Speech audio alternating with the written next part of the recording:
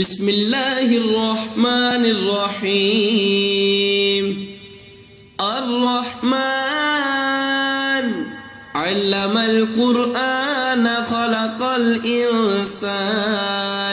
علمه البيان الشمس والقمر بحسبان والنجم والشجر يسجدان والسماء رفعها ووضع الميزان ألا تطغوا في الميزان وأقيموا الوزن بالقسط ولا تخسروا الميزان والأرض وضعها للأنام فيها فاكهة والنخل ذات الأكمام والحب ذو العصف والريحان فبأي آلاء ربكما تكذبان خلق الإنسان من صلصال كالفخار وخلق الجن من مارج من نار فبأي آلاء ربكما تكذبان رب المشرقين ورب المغربين فبأي آلاء ربكما تكذبان مرج البحرين يلتقيان بينهما برزخ لا يبغيان فبأي آلاء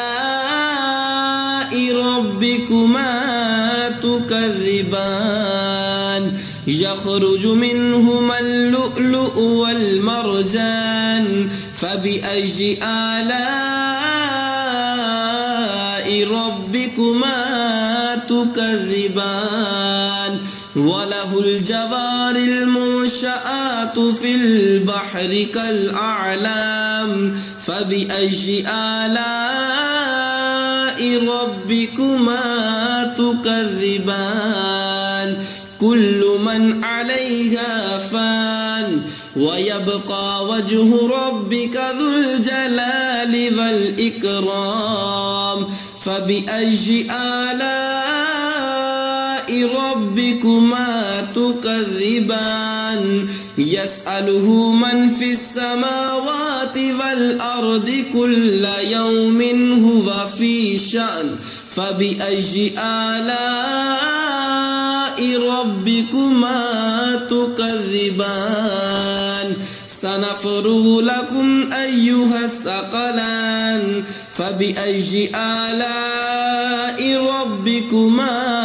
تكذبان يا معشر الجن والإنس إن استطعتم أن تنفذوا من أقطار السماوات والأرض فانفذوا لا تنفذون إلا بسلطان فبأي آلاء ربكما تكذبان يرسل عليكما شواظ من نار ونحاس فلا تنتصران فبأي آلاء ربكما تكذبان فإذا انشقت السماء فكانت وردة كالدهان فبأي آلاء ربكما تكذبان فيومئذ لا يسأل عن ذنبه إنس ولا جان فبأي آلاء ربكما تكذبان يعرف المجرمون بسيماهم فيؤخذ بالنواصي والأقدام فبأي آلاء ربكما تكذبان هذه جهنم التي يكذب بها المجرمون يطوفون بين بينها وبين حميم آن فبأي آلاء ربكما تكذبان ولمن خاف مقام ربه جنتان فبأي آلاء ربكما